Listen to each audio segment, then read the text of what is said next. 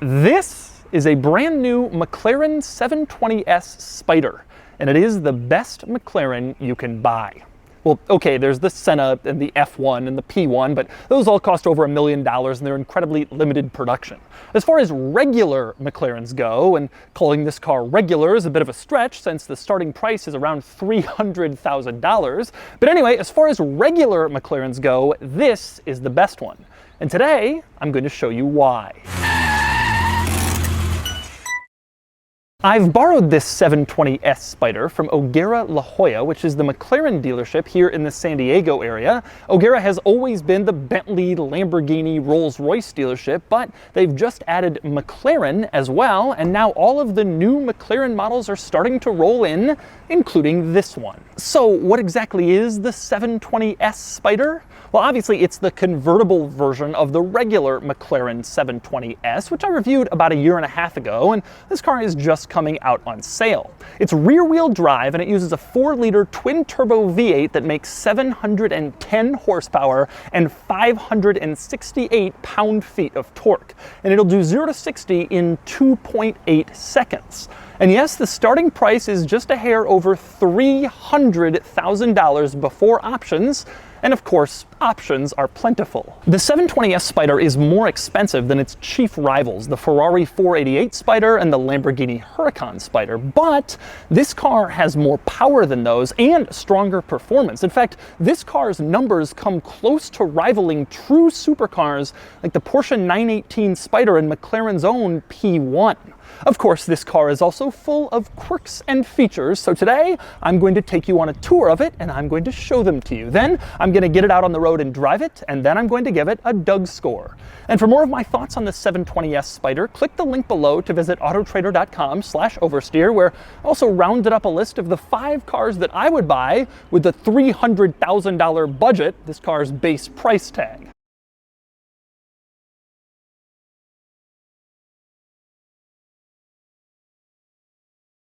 All right, I'm going to start the quirks and features of the 720S with probably its most important feature, and that would be the roof. Right now it's obviously down. If you want to put it up, you pull on a little button in the center console, and then the process does its thing. Very quickly, in fact, the entire roof goes all the way up in just 11 seconds, which is one of the fastest in the entire industry. Now, usually in my videos, after I put the roof up, I then immediately put it back down again so that you can see how it goes down, but not this time. That's because there are 2 very interesting features worth discussing with the roof up. I'm gonna start with my very favorite feature in the entire car. All right, so you look up in the roof and you can see there is a glass panel in the roof so you can have the sun shining through even when the roof is up, which is really cool, except what if you live somewhere really hot and the sun is just beating down on you and you don't want that? There's no cover that you can just pull closed in order to get shade in here, so it can get very hot in this car with the sun coming in. But McLaren thought of that. This car has something called the electrochromic roof. It is a $9,000 option, and it creates its own shade. To make it work, you press this little button on the ceiling, and you can see right now the roof is fully transparent. You can see through it. Check this out. I press the button, and now I have shade. And so now I'm shaded from the sun and it isn't beating down on me and incredibly hot inside this car. But let's pretend that you want to see the sun. You want the sun out to enjoy your full sun experience. Just press that button again, and now the roof is instantly transformed back to being sunny. This is one of the coolest things that I have ever seen in basically any car. I think it is absolutely worth the full $9 grand. Just imagine telling your passenger, oh, what, you're too sunny? How about now? Now, the other interesting item worth noting with the roof up is called the tonneau. Now, check this out. You walk up to the door with the door in the up position. I'll get to that in a minute. And you can see there are 2 buttons here labeled tonneau with arrows pointing up and down. If you press the up arrow, then a cover lifts in the back of the car. That's the tonneau cover, the cover that covers the roof when the roof is down. But because the roof is up, that area is empty. So McLaren allows you to lift it up, and then you can use it as storage if you you want to, as long as you have your roof in place. Once you've put whatever you want back there, you press the down arrow and the tonneau goes right back down, and you have extra storage in addition to what you have in the cabin and inside the front trunk, which is a really good idea. It basically gives you access to that as additional storage if you need it. Now, maybe the most interesting thing that happens with the tonneau cover, though, is if you get back in the car and you try to put the roof down after having opened the tonneau cover, the car will make you manually confirm that there is nothing back there, because it doesn't want to put the roof down and have it hit something that you have back there and break everything. So you have to manually tell the car, yes, I promise there's nothing back there, before it will actually put the roof down if the car knows that you've accessed the tonneau. That is a pretty good idea from McLaren. And since I'm talking about putting the roof down, I suppose the time is now right to actually put the roof down. Now, in order to do that, you press down on the little roof button in the center console, and then once again, the process does its thing, also rather quickly compared to other supercar roofs.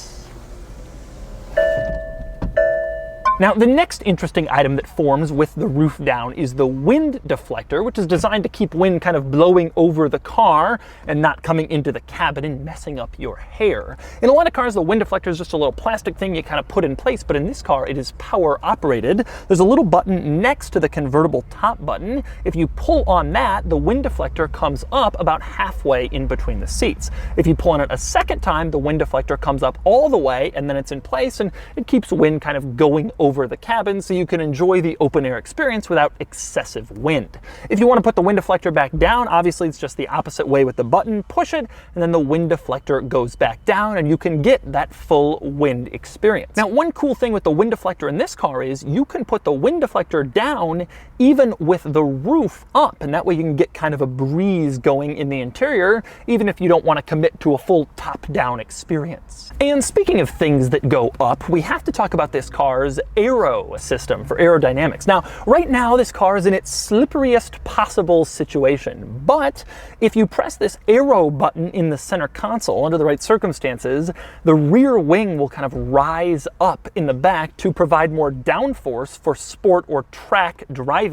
If you want to go back into slippery mode, you can do that. You just press aero again and then drive a little ways, and eventually that spoiler and stuff retreats back into the car. And since we're on the subject of things that go up and down, let's talk about the doors. Now, when you first approach the door, you look at it, you can see there's no visibly obvious door handle. In order to open the doors, you have to stick your hand in between sort of the door panel and the window. There's a big hole in here. You kind of feel around, and eventually you feel a plastic door panel. You pull on it, and then the door opens right up, just like a supercar door should. And once you're inside the car, if you want to open the door, it's also a little bit unorthodox. Instead of a traditional mechanical door handle, you just pull it and the door pops open. In this car, you have an electronic release. And to do it, you pull on this little silver latch, and then the door pops open electronically. From there, you just kind of push it the rest of the way, then it's open and you can climb out. One other interesting item with the doors, you probably saw it in one of the earlier shots. When you go to open the door, you can't just pull the handle and fling it open. Instead, if the window is up, you actually have to wait for the window to roll down a few inches so that it can clear the windshield frame, so that when it's going up, it doesn't hit the windshield frame and break. And still on the subject of stuff that goes up and down in this car, let's talk about the gauge cluster. Right now, you can see the gauge cluster is down, or in what I call its sleeping position. The moment you turn the car on, the gauge cluster rises up, tilts, and shows you everything that you need to know. When you go and turn the car off again, the gauge cluster goes back to sleep. It sort of folds away and goes into its off position automatically. Now, interestingly, you can actually have it in this position while you're driving. If you put the car into track mode, the gauge cluster will also fold down, and there is a screen on the top of it that will show you only vital information, only the stuff you have to know on the track, and none of that other stuff that might distract you, like your phone information or your media, your navigation, whatever. But if you're in track mode and you decide you do want to see the whole full gauge cluster, there's a little button to the left of the steering wheel that you can push, and that will make it rise back up. And in fact, you can press that button at any time to kind of raise or lower the gauge cluster. It doesn't really matter what mode you're in. It sort of comes down to your preference if you want to see the small screen or the larger screen with more information. Now, next up, I have procured our friend the window sticker, and I want to talk about some of the options on this car. Now, the base price of this car is $305,000. You add in destinations, about $4,500, and you're around $310 before you start adding options. But options are plentiful, especially on this car, and there are some surprisingly high prices in here. For example, the Sport exhaust, $5,940. Although I will admit, it sounds pretty good. Take a listen.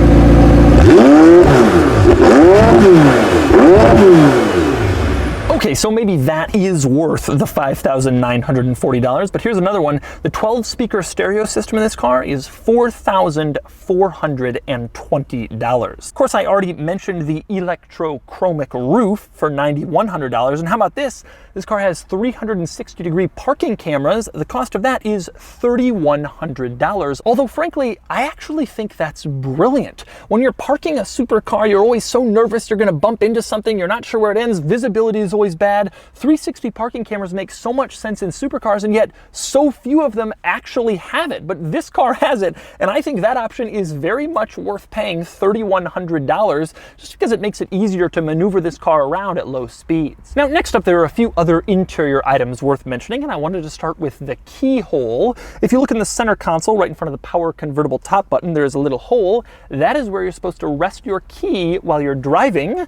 I'm not sure why you don't just keep it on a key ring, but you have that option if you want it. Now, on the other side of the power convertible top button, you have a cup holder. It's a very small cup holder, and it is lined in Alcantara, which does not strike me as the best material for cup holders with like evaporating drinks. But it's there kind of more as an afterthought than anything else. Interestingly, there is actually another cup holder in this interior behind the infotainment screen below the dash. There is a second cup holder, which is also lined in Alcantara and even harder to reach. Not the world's greatest cup holders in this car, but hey, at least it has them. One other interesting item in the middle of this car is the climate vents. Now you can see on the dashboard, you have 3 circular climate vents. They seem to make sense. They all look the same, fairly simple. But in the middle, you also have this 4th weird triangular vent with this giant plastic switch you can use to turn it on or off or direct the airflow. It doesn't fit with the other climate vents at all, but I guess McLaren probably had a hole there and they were like, you know, we really ought to give it a 4th climate vent. And so they did. Now, next we move on to the infotainment system in the middle of the 720S, and I have to say, it's surprisingly good. It's weird to have it oriented in this vertical mode, like portrait mode on a phone, but if you get past that, and you do fairly quickly, it's actually surprisingly responsive to your touch, easy to use, and not incredibly compromised like so many supercar infotainment systems are. They're usually such an afterthought, but this one is actually pretty usable. Easy to enter navigation, easy to go to the climate control screen, go to settings, and very responsive to your touch. I'm actually surprised by this. Now, the infotainment system also has some other interesting items with it. I want to start with an impressive one in the navigation system. This car has something called Trip Planner, where you can enter multiple destinations. You enter a starting point and then you can enter several others and sort of go on a trip rather than just like having one navigation destination. I've been in legitimate and rational automobiles with well thought out infotainment systems that don't have this feature, but they have it in the McLaren in case you want to go somewhere, but you want to add a stop at the post office and the gas station in your 720S Spider. Now, next up, another interesting item in the infotainment system here is the language selection. A lot of cars let you choose between various different languages in the infotainment system, but this car has a rather unusual one. You can choose between 3 different types of English. You can choose between USA English, British English, and Australia English, which I have never seen as an option before in any car. Australian English is pretty close to British English. You wouldn't think you would need that. But the founder of McLaren, Bruce McLaren, he was from New Zealand. He probably grew up speaking effectively Australian English. And so I suspect that is why they include that in there. Never seen it in any car. Very interesting. Next up, another interesting item in the infotainment system. The ambient lighting color of this car can be changed, which is actually surprisingly unusual in supercars, although it's common in in luxury cars. You go into ambient lighting and you can select from this wheel of colors, and that will be the ambient lighting color in your interior. And next up, moving back to the navigation settings, here's one of my favorite features in this car. You can choose what voice you want the navigation system to use when it's directing you. But rather than just choose like male or female, we currently have it set to American English, Samantha. And if you click on that, you can also see there's another option, British English, Serena. So who do you want to give your directions? Samantha, speaking American English, or Serena, speaking British English? A hard choice McLaren drivers will have to face. Now, next up, moving on to the outside of the 720S, there are a few interesting items worth noting, and I want to start with the air intake on the side. Now, if you look at the side of this car, you're probably thinking, what air intake? Because there really isn't one. A lot of exotic cars have an air intake here to bring air into the engine. Even McLaren's own 570S has an intake here, but this car doesn't.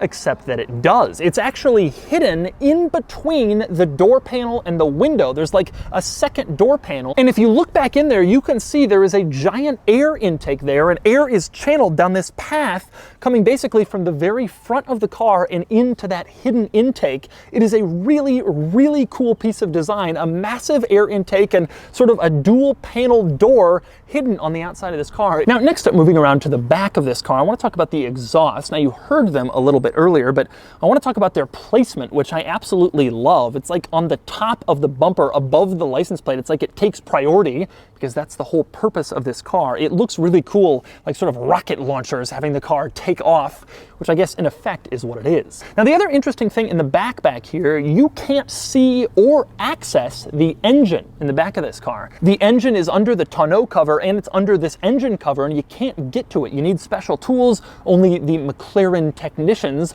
are really capable of getting back there and checking it out. With that said, there is still some interesting glass in the back of this car. You can see it has these kind of flying buttresses that come from the passenger compartment in a line all the way down to the back. Those are glass, which is strange because they don't really look at anything, but they are clear. You can see through them. Instead of just painting it black, they're glass so that you can look at, I guess, the plastic tonneau cover on the other side. Rather strange, but interesting and quirky. And one other interesting item back here is just how much you can see of the roof mechanism when the roof is going up or down. Take a look at this. I don't think I've ever seen a car where you can see so many gears turning and everything moving. You can see exactly what the roof is doing if you look in there. It's actually kind of cool if you're into how things work, and especially how car convertible tops work. And next up, moving on to the front of the 720S, there are a couple of interesting things up here. One is, I want to talk about the windshield wipers and the ridiculous discrepancy in size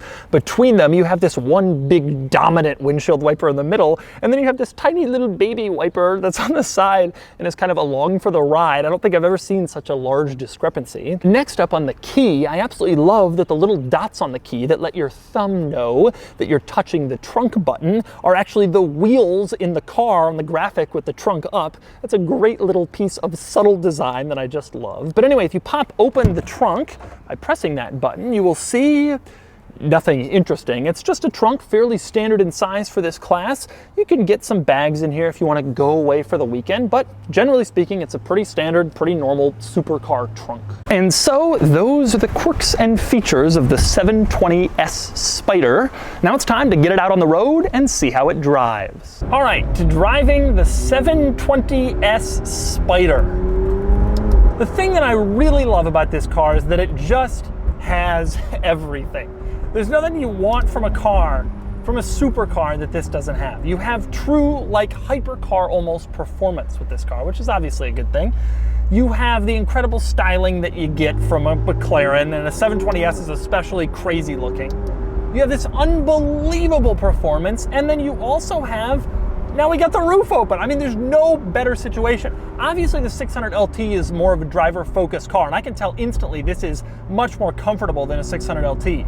But the problem with having a more driver-focused car is you can't use it quite as much. This thing, it's a usable, fun, exciting, crazy, exotic car. And in Southern California and Florida and Texas, and obviously in the summers up north, you put the top down, there's nothing more you could want from the world.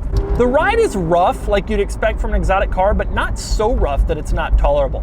I really think you could daily drive this, as long as you were comfortable with the attention and obviously the cost and the risk of parallel parking it and stuff.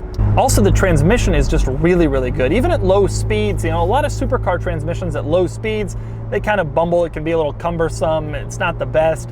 This is not like that at all. You really feel like it can be used as a rational car.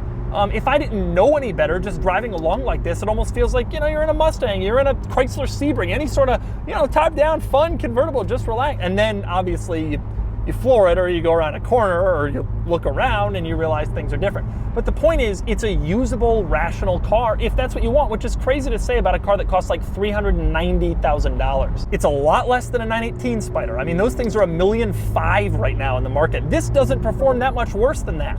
Steering is just amazing. The car is just so quick and so sharp and so precise to steer. It's almost unbelievable. A lot of this goes to, I mean, I already did the regular 720S. I was incredibly impressed with that car. This feels almost identical to that.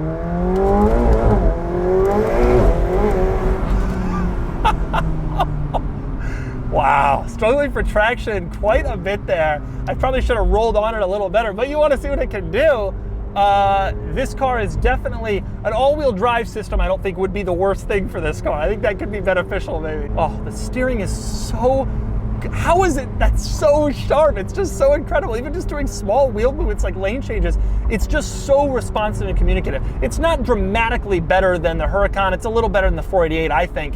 But still, you're at this point where it's so sharp, you wonder, can this even be improved upon? Given the speed this car goes, the sharpness of the steering, the incredible responsiveness of the throttle, this thing's amazing. And it's really insane how I can just kind of drive along like it's a normal car, and then I floor the throttle and it feels like I've unleashed the beast. And so that's the McLaren 720S Spider. No, this car is not as insane as the crazy, all-out, track-focused McLaren Senna, which I will be reviewing later this month. And it's still really expensive, even for a car like this. But it really is the ultimate McLaren. The best combination of bold styling and incredible performance and a top-down driving experience that you can imagine. And now it's time to give this car a Doug score. Starting with the weekend categories and styling, the 720S Spider is a beautiful car and it gets an 8 out of 10. Acceleration, the 720S Spider does 0 to 60 in like 2.8 seconds and it gets a 10 out of 10. Handling is tremendously sharp, though not quite perfect like the 488 Pista, and it gets a 9 out of 10. Fun factor is nearly as good as it gets with this speed and this performance and the roof off, and it gets a 9 out of 10. Finally, cool factor, and these are amazing head turners that stop just short of the really insane stuff like the 918 Spider and the Aventador SVJ, and it gets an 8 out of 10 for a total weekend score of 44 out of 50. Next up are the daily categories and features, and the 720S is just a bit better than the class. It has a great infotainment system, a 360-degree camera, that wonderful electrochromic roof, the great folding gauge cluster, and I'm surprised to say it, but it gets a 7 out of 10. Comfort is normal for these cars, and it gets a 4 out of 10. Quality is good, the interior is fantastic, and materials are great, but being the newest player in the game, McLaren will have to prove its reliability over time, and it gets a 7 out of 10. Practicality is average for the class, and it gets a 2 out of 10. Finally, value, and the 720S is a decent one. It's insanely expensive, but it's also got hypercar performance for supercar money. Still, it is supercar money, and it gets a 6 out of 10 for a total daily score of 26 out of 50. Added up, and the Doug score is 70 out of 100, which places it here among modern supercars. It ties the Ferrari 488 Spider, but it's just edged out by the Huracan solely due to quality, as I continue to hear great things about Huracan reliability. The 720S is the top scoring McLaren I've ever tested, except, of course, for the Great One.